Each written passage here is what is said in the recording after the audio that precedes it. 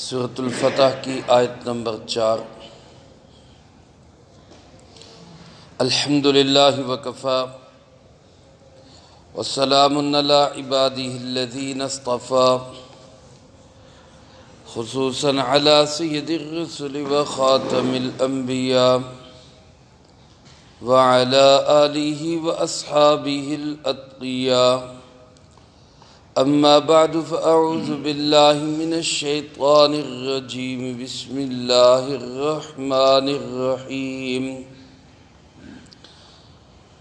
هو الذی انزل السکینة فی قلوب المؤمنین لیزدادوا ایمانا مع ایمانہم، وَلِلَّهِ جُنُودُ السَّمَاوَاتِ وَالْأَرْضِ وَكَانَ اللَّهُ عَلِيمًا حَكِيمًا۔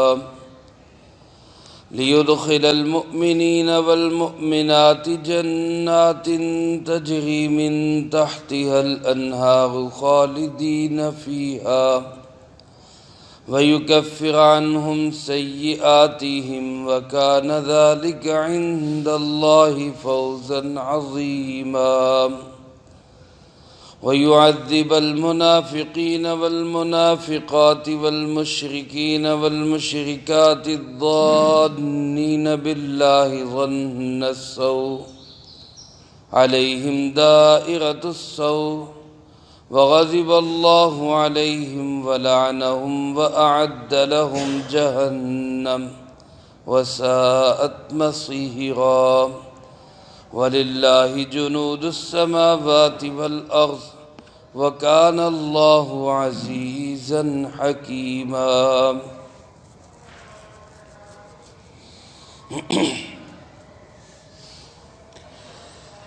سورۃ الفتح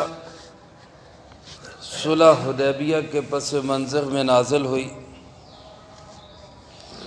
صلح حدیبیہ میں اور حدیبیہ کے واقعات میں صحابہ اکرام رضی اللہ تعالی عنہم مجمعین کی بے مثال اطاعت و فرما برداری کا بہت اعلیٰ ظہور ہوا۔ ایک طبقہ تو یہ تھا کہ جن کی اطاعت فرما برداری، بات کو ماننا اور جناب نبی پاک صلی اللہ علیہ وسلم کی ہر حوالے سے اتباع کرنا، یہ دنیا کے سامنے آشکارا ہوا۔ اور ایک طبقہ ایسا تھا منافقین کا کہ جن کی منافقت بھی ظاہر ہوئی۔ میرے محترم دوستو، ان آیات مبارکہ میں اللہ رب العالمین نے ایمان والوں کے انعامات کا تذکرہ کیا ہے اور منافقوں کے لیے عذاب کا ذکر کیا ہے۔ اس سے پہلی آیات مبارکہ میں صلح حدیبیہ کے ضمن میں ہی فتح مبین کی جو نوید سنائی گئی، اس میں جناب نبی پاک صلی اللہ علیہ وسلم کے لیے 4 انعامات کا تذکرہ ہوا۔ اللہ رب العالمین کی طرف سے آپ کو مغفرت بھی ملے گی، اتمام نعمت بھی ملے گا، آپ کو ہدایت بھی ملے گی اور نصرت بھی ہوگی۔ یہ 4 انعامات جن کا تذکرہ تھا جناب نبی پاک صلی اللہ علیہ وسلم کے لیے۔ اس پہ بعض مسلمانوں نے یہ کہا بھی کہ اللہ کے محبوب صلی اللہ علیہ وسلم، یہ تو آپ کے لیے بشارتیں ہوئیں، خوشخبریاں ہوئیں، ہمیں اللہ سے کیا ملے گا، ہمارے لیے کیا آرڈر ہے؟ تو اللہ پاک نے اگلی آیات نازل فرمائی جس میں ایمان والوں کے لیے بھی بڑی خوشخبریاں۔ اللہ پاک ارشاد فرماتے سب سے بڑی بات تو یہ کہ اس حدیبیہ کے انتہائی گویا کہ ایک آزمائش کے دور میں اللہ تعالیٰ نے ایمان والوں کے دلوں کو اطمینان نصیب فرمایا۔ جب آزمائش کے حالات آتے ہیں، مشکل اور پریشانی کے حالات آتے ہیں تو بڑے بڑے ڈگمگا جاتے ہیں، دل ہل جاتے ہیں، ایمان پہ ثابت قدمی بہت مشکل ہو جاتی ہے۔ اللہ پاک ہم سب کو نصیب فرمائے۔ یہی سکینہ، یہی اطمینان، یہی سکون اللہ نے ایمان والوں کے دلوں کو نصیب فرمایا۔ پہلے تو اللہ پاک نے اپنی اسی نعمت کا اظہار کیا، هو الذی انزل السکینۃ فی قلوب المؤمنین، اللہ وہ ذات ہے جس نے سکون اتار دیا۔ سکینہ دل کی تسکین کو بھی کہتے ہیں، ثابت قدمی کو بھی کہتے ہیں، ٹینشن فری ہونے کو بھی کہتے ہیں، اور اسی طرح اللہ کی خاص رحمت کا نام بھی سکینہ ہے۔ یعنی حالات ایسے تھے کہ کچھ بھی ہو سکتا تھا، لیکن اللہ نے ایمان والوں کے دلوں میں سکون اتارا، اپنی خاص رحمت اتاری اور ان کو ثابت قدم رکھا، لِيَزْدَادُوا ایمانا مع ایمانہم، تاکہ ان کے اپنے ایمان کے ساتھ ایمان کا اور اضافہ ہو جائے۔ وہ پہلے بھی ایمان والے ہیں، پہلے بھی یقین والے ہیں، لیکن اب ان کے یقین میں، ایمان میں اور اضافہ ہو جائے۔ اور پھر میرے محترم دوستو، صورتحال کیسی تھی کہ ایک وقت تو تھا کہ 1400 صحابہ سے بیعت لی جا رہی تھی کہ ہم عثمان کے خون کا بدلہ لیے بغیر واپس نہیں جائیں گے۔ جب حضرت سیدنا عثمان رضی اللہ تعالیٰ عنہ کی شہادت کی افواہ پھیلی تو 1400 1500 صحابہ نے آپ کے ہاتھ پہ بیعت کی، جان دینے کے لیے تیار ہو گئے، واپس نہیں جائیں گے جب تک ہم حضرت عثمان رضی اللہ تعالیٰ عنہ کی شہادت کا بدلہ نہیں لے لیں گے، واپس نہیں جائیں گے۔ اور ایک دم ایسا پانسا پلٹا کہ سرکار دو عالم صلی اللہ علیہ وسلم نے مشرکین مکہ سے صلح کر لی، اور صلح بھی ایسی کی کہ ان کی شرطیں مانی گئی، بظاہر ان کی ساری باتیں تسلیم کر دی گئی۔ یعنی کہاں تو جذبہ جان دینے کا، اور کہاں جذبہ یہ کہ جی ٹھیک ہے جی جیسے وہ کہتے ہیں ہم اسی طرح کر لیتے ہیں۔ اس میں بھی صحابہ نے اطاعت کی، اس میں بھی صحابہ نے اطاعت کی۔ یہی فرما برداری میرے بھائیو اللہ کو مطلوب ہے۔ جان دینا، مر جانا اور ختم ہو جانا یہ مقصود نہیں، مطلوب نہیں ہے کہ جناب آپ کا جذبہ یہ ہو کہ جی ہم تو سب کچھ لگا دیں گے اور ہم تو اپنی جان بھی قربان کر دیں گے۔ یہی صحابہ تھے، وہ اب بھی کہہ سکتے تھے کہ جناب جب ہم عثمان کی شہادت کا بدلہ لینے کے لیے تن من دھن لگانے کے لیے تیار ہیں تو پھر اتنی دب کے صلح ہم کیوں کریں؟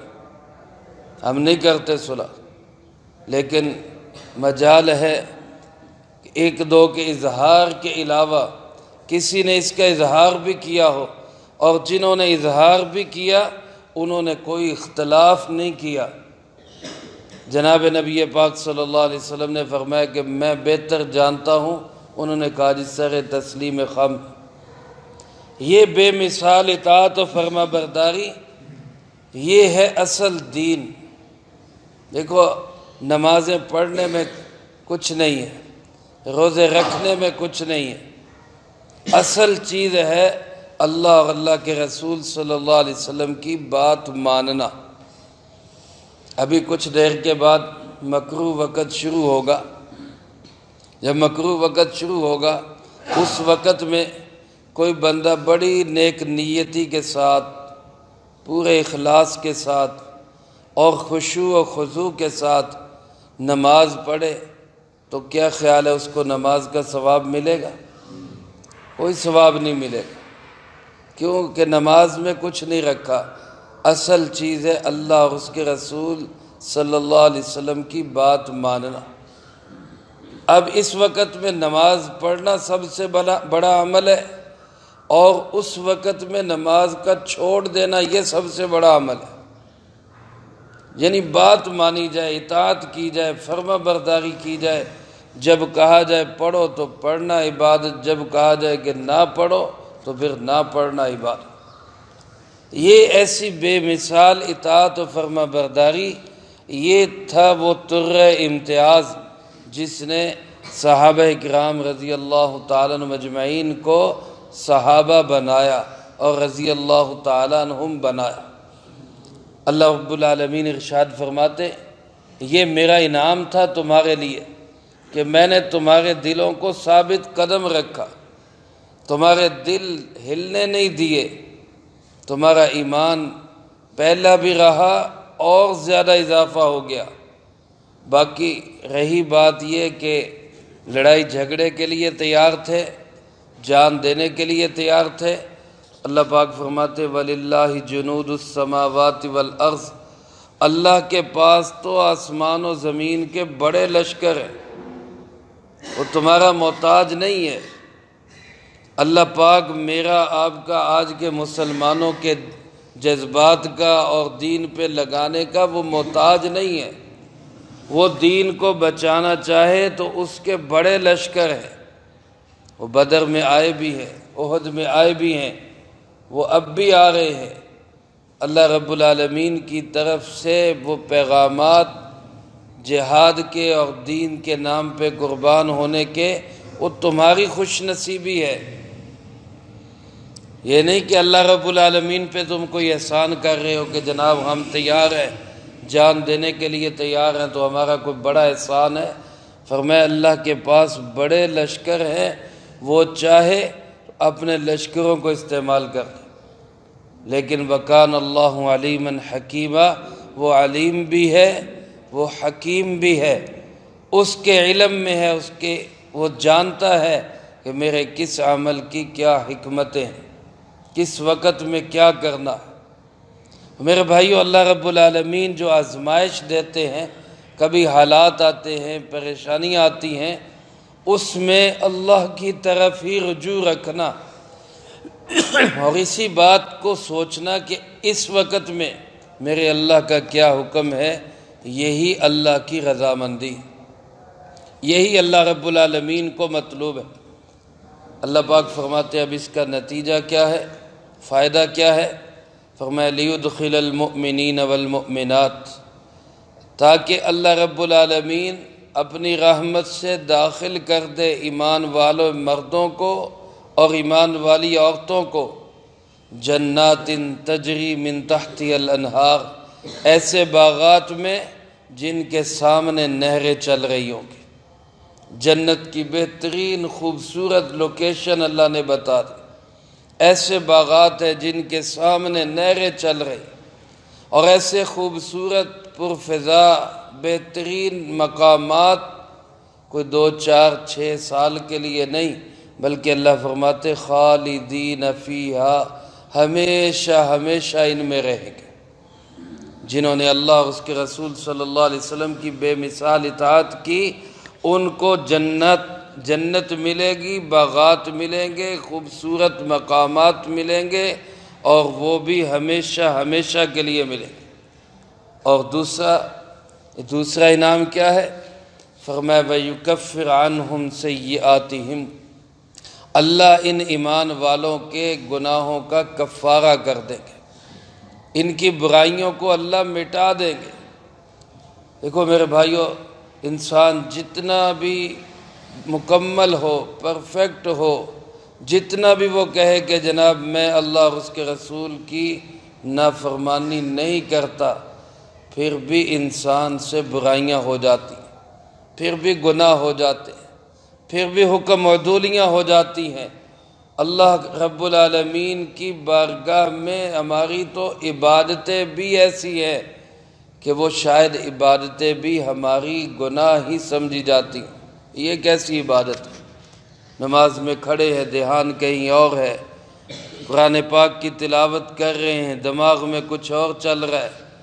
ایسی تو عبادات بھی شاید گناہ کے زمرے میں شامل ہوں، لیکن اللہ فرماتے ہیں کہ تمہاری اطاعت فرما برداری کی بدولت اللہ تمہارے گناہوں کو مٹا دے گا، برائیاں ختم ہو جائیں گی۔ اور فرمایا وَكَانَ ذَلِكَ عِنْدَ اللَّهِ فَوْزًا عَظِيمًا، یہ ہے اصل میں اللہ کے نزدیک بڑی کامیابی۔ مال بڑی کامیابی نہیں، ملک مل جانا بڑی کامیابی نہیں، عہدوں کا مل جانا بڑی کامیابی نہیں، دنیا میں واہ واہ بلے بلے ہو جانا یہ بڑی کامیابی نہیں ہے۔ بڑی کامیابی یہ ہے کہ اللہ راضی ہو جائے، گناہوں کو مٹا دے اور جنت میں اللہ داخلہ نصیب فرما دے، یہ ہے بڑی کامیابی۔ اللہ مجھے آپ کو سب کو یہ بڑی کامیابی نصیب فرمائے۔ اور دوسری طرف فرمایا وَيُعَذِّبَ الْمُنَافِقِينَ وَالْمُنَافِقَاتِ، اللہ عذاب دے منافق مردوں کو، منافق عورتوں کو، وَالْمُشْرِكِينَ وَالْمُشْرِكَاتِ، اور مشرک مردوں کو اور مشرک عورتوں کو، الظَّانِّينَ بِاللَّهِ ظَنَّ السَّوْءِ، جو اللہ کے متعلق غلط قسم کے خیالات پالتے ہیں، جن کے دل دماغ میں غلط باتیں چلتی۔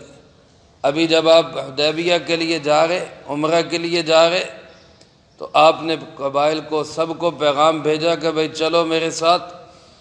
تو جن کے دلوں میں نفاق تھا وہ کیا کہنے لگے؟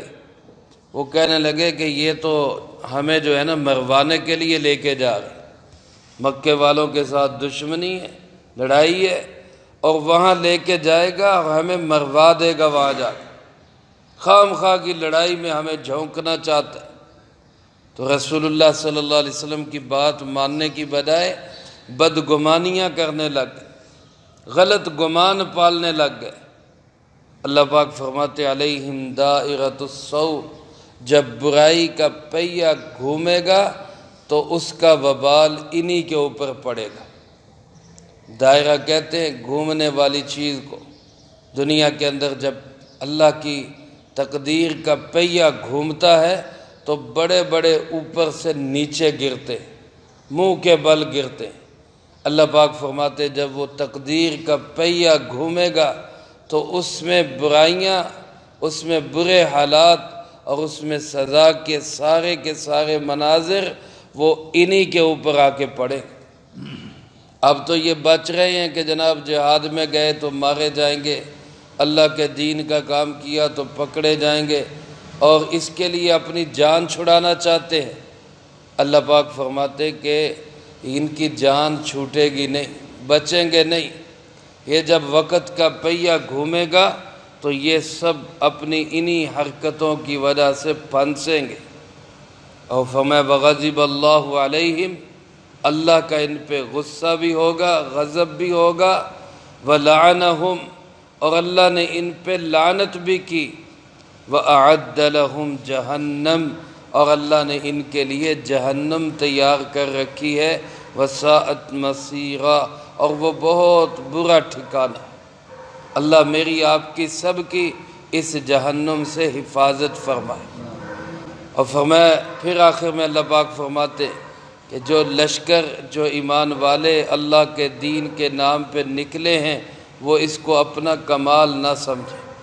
آج جو دین کی محنت کر رہے ہیں جس شکل میں بھی، وہ اس کو اپنا کمال نہ سمجھے۔